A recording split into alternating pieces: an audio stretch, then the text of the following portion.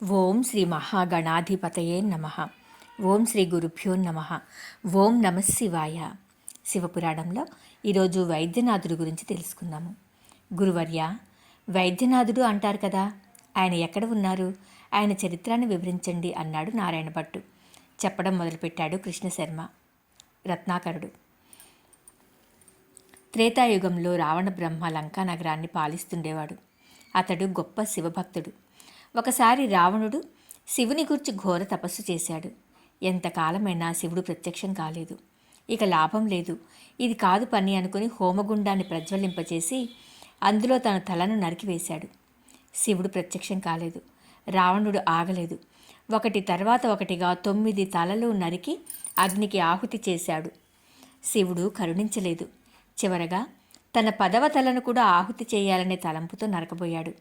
వెంటనే ఈశ్వరుడు ప్రత్యక్షమై, భక్త, నీ భక్తికి పట్టుదలకు మెచ్చాను. ఏ వరం కావాలో కోరుకో అన్నాడు. శివుని అనుగ్రహం కలగగానే రావణుని తలలన్నీ యథాస్థానానికి వచ్చేశాయి. అప్పుడు ఆ భక్తాగ్రేసరుడు, దేవదేవా, మహాదేవా, సర్వకాల సర్వావస్థలయందు నిన్ను తనివితీరా చూడాలన్నదే నా కోరిక. నువ్వు కైలాసంలో, నేను లంకలో ఉంటున్నాము. భక్తుడు ఉండే చోటనే భగవంతుడు ఉండాలి, కానీ భక్తుడు ఒకచోట భగవంతుడు ఒకచోట ఉండవచ్చునా? అది మంచి పద్ధతి కాదు కదా. అందుకని పత్ని పుత్ర పరివార సమేతంగా నువ్వు నా లంకలోనే ఉండవలసిందే అన్నాడు. ఆ మాటలు విన్న దేవదేవుడు, దానవేంద్ర, నీ కోరిక సమంజసంగానే ఉన్నది, కానీ నేను కైలాసము నుంచి కదిలి రావటం అనేది దుస్సాధ్యం. అందుచేత నా స్వరూపమైన ఆత్మలింగాన్ని ఇస్తాను. దాన్ని తీసుకుపోయి లంకలో ఉంచుకో. ప్రతి నిత్యము ఆ లింగంలో నన్ను వీక్షించు. అయితే మార్గమధ్యంలో ఎక్కడా దాన్ని నేల మీద మాత్రం ఉంచకు అని ఆత్మలింగాన్ని అతని చేతికిచ్చాడు. రావణుడు ఆ లింగాన్ని తీసుకుని వస్తున్నాడు. మార్గమధ్యంలో ఒక శ్మశానం దగ్గర అతడికి మూత్ర విసర్జన చేయవలసిన అవసరం వచ్చింది. ఆత్మలింగాన్ని చేతిలో ఉంచుకుని మూత్ర విసర్జన చేయటం లేదు. అలా అని లింగాన్ని నేల మీద ఉంచలేడు. ఏం చెయ్యాలి? ఇలా ఆలోచిస్తున్న సమయంలో దూరాన ఒక గొల్ల పిల్లవాడు కనిపించాడు.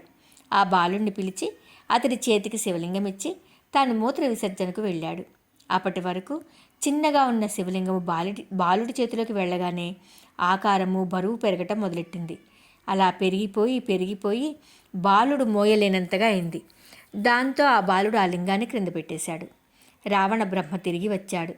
ఆత్మలింగం నేల మీద పెట్టి ఉన్నది. విషయం చెప్పాడు బాలుడు. చేయగలిగింది లేదు. దుఃఖించాడు రావణుడు. లింగాన్ని పైకెత్తడానికి ప్రయత్నం చేశాడు. అది పాతాళ లోకం దాకా కూరుకుపోయింది. ఎన్ని విధాల ప్రయత్నం చేసినా ఆత్మలింగాన్ని పైకి తీయలేకపోయాడు. ఆఖరుగా ఆ లింగాన్ని పరిపరి విధాల పూజించి లంకా నగరానికి వెళ్ళాడు. బ్రహ్మాది దేవతలంతా వచ్చి ఆత్మలింగాన్ని దర్శించి, దేవదేవా, ఈ శ్మశాన భూమిలో వెలిసావు కాబట్టి నిన్ను అర్చించిన వారికి రోగాలు కుదిరేటట్లుగాను, వారి ఆరోగ్యాలు కుదిరపడేటట్లుగాను దీవించి వైద్యనాథులను పేర వెలసిల్లవలసిందిగా ప్రార్థించారు. అట్లా అంటూ వైద్యనాథుని వృత్తాంతాన్ని వివరించాడు రత్నాకరుడు. ఓం నమ శివాయ. రేపటి రోజున భీమశంకరుడు గురించి తెలుసుకుందాం.